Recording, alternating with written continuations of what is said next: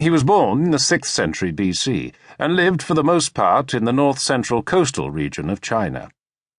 The 6th century BC was arguably the most significant in human evolution since the first caveman inadvertently set fire to his home. Beside witnessing the birth of Confucius, this century also saw the founding of Taoism, the birth of Buddha, and the inception of Greek philosophy. Why these vital intellectual events should have taken place just then, for the most part in civilizations that were in disparate states of development and had no contact with each other, remains a mystery.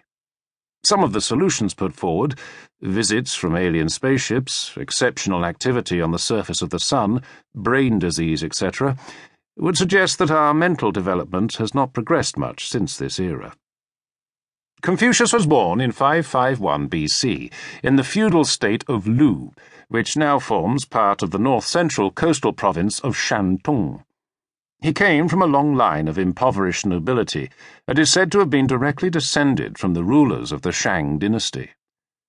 This was China's earliest dynasty, which lasted more than 600 years, from the 18th to the 12th century BC. It was said that the people produced azure pots painted with beautiful flowers and used pink cowrie shells as currency. According to legend, its inhabitants were credited with inventing Chinese writing so that they could communicate with their ancestors by means of messages carved on tortoise shells. Naturally, such enchanting nonsense was dismissed by serious historians, until recent archaeological discoveries confirmed the existence and lifestyle of just such a dynasty during the 2nd millennium BC. But unfortunately, no messages to early members of Confucius's family have yet been discovered among the tortoiseshell tomes. What we do know is that Confucius's father was a minor military official and was 70 at the time of Confucius's birth. When Confucius was 3, his father died, and he was brought up by his mother. Curiously, of the dozen or so figures who founded the world's great philosophies and religions, a large majority were brought up in single-parent families. Late in life, Confucius was to remember, "When I was 15, I was only interested in studying." This was the bedrock of his life, which he would later see as having been divided into distinct stages. When I was 30, I began my life. At 40, I was self-assured. At 50, I understood my place in the vast scheme of things. At 60, I learned to give up arguing. And now, at 70, I can do whatever I like without disrupting my life.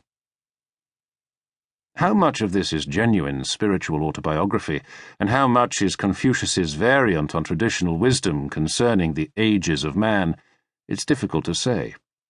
Either way, it contains little of personal particularity, or what the modern reader would consider a life.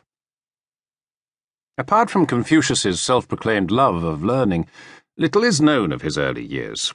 Little, that is, apart from the usual collection of unlikely stories that accumulate around any such transcendent figure. Birds charmed from the trees, an uncle's favourite dog brought back to life, comets, etc. By now, the 600-year-old Chao dynasty, which had brought civilization to China, was beginning to fall apart. This was a feudal period, with vassal city-states switching allegiances and going to war almost at will.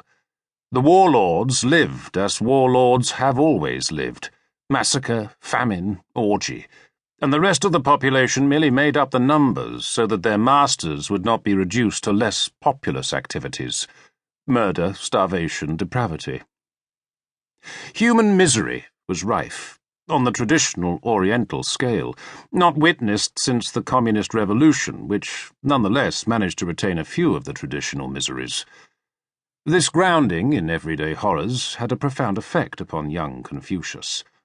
It was to give a toughness and practicality to his thinking, which it seldom lost.